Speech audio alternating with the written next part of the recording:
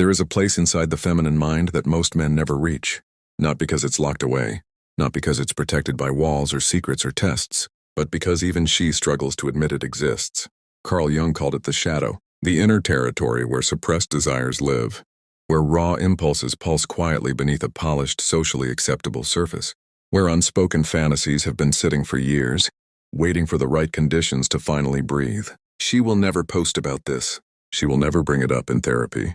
She will barely whisper it to her closest friend at 2 a.m. with the lights off. But it is there. It has always been there.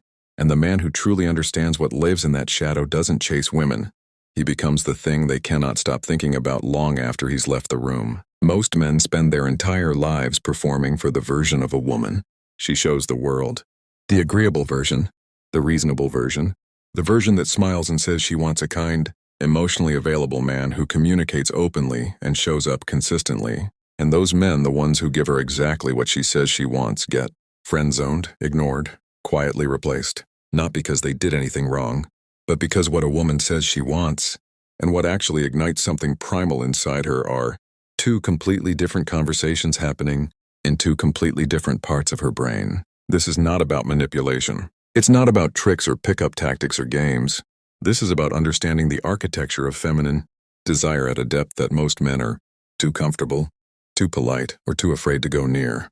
If that idea makes you even slightly uncomfortable, type the word shadow in the comments right now, because discomfort is the first signal that you are finally standing close to something real. Jung didn't map the shadow to shame anyone. He mapped it to set people free. And what lives in a woman's shadow is not darkness for the sake of darkness. It is depth. It is the part of her that was never given permission to speak. From the time she was a little girl, she was taught a specific way to exist in the world. Be palatable, be sweet, be agreeable. Suppress the hunger, suppress the intensity, suppress the longing that feels too large, too raw, too complicated to explain in polite company. So she put a lid on it. She dressed it in softness.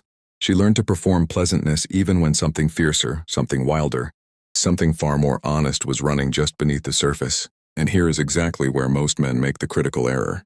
They meet a woman, they see the performance, and they respond to the performance. They bring flowers to the mask. They try to logic their way into her heart with consistency, good behavior, and emotional availability.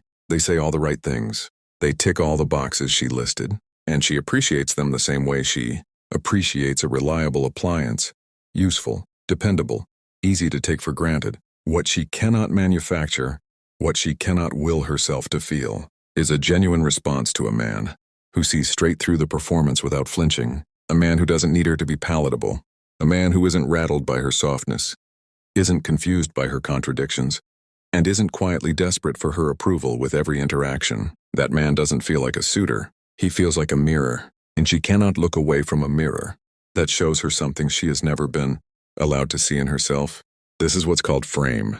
Not arrogance, not coldness, not emotional unavailability. Frame, the quiet, unshakable certainty of a man who knows exactly who he is regardless of whether she confirms it, validates it, or even acknowledges it. If you have been shrinking yourself, softening your opinions, adjusting your plans, biting your tongue specifically to keep a woman comfortable, type the word frame in the comments.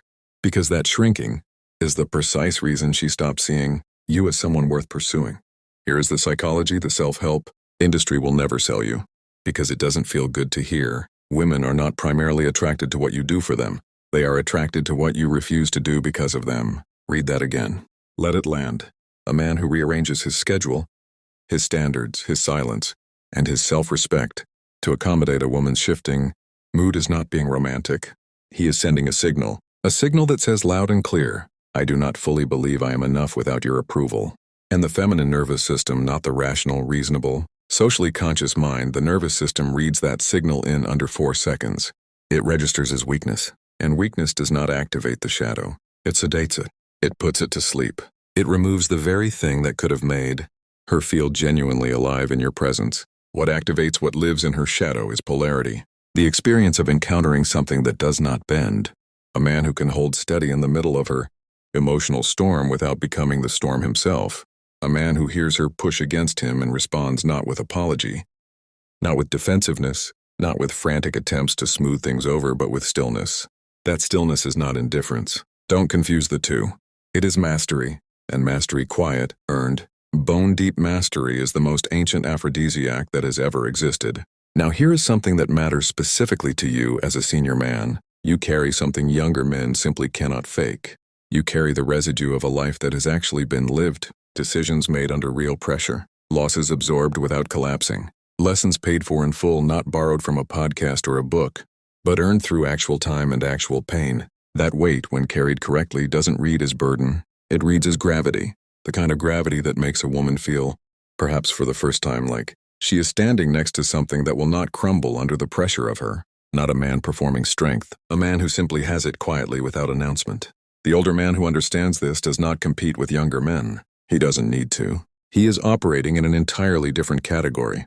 Not better by effort, better by depth.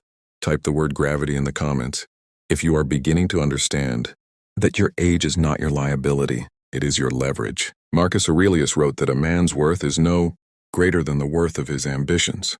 Not his words, not his kindness, not the sacrifices he's made at the altar of someone else's approval. His ambitions, the internal fire he refuses to let anyone talk him out of regardless of who's asking.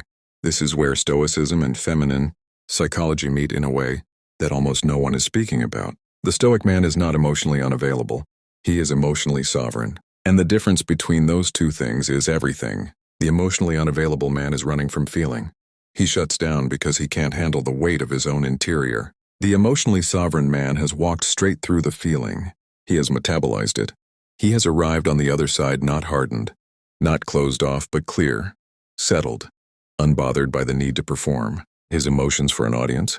That sovereignty, that deep, unperformative settledness is what the feminine shadow has been quietly waiting for. Not a man who never feels, a man who feels everything, and is moved only by what he has consciously chosen to be moved by.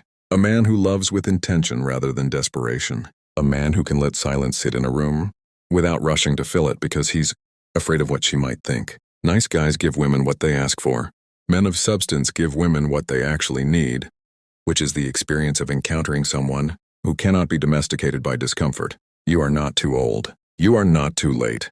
You are, for perhaps the first time in your entire life, exactly the man that the version of her she barely lets herself acknowledge has been searching for. So here is the question I want you to sit with tonight. Really sit with it.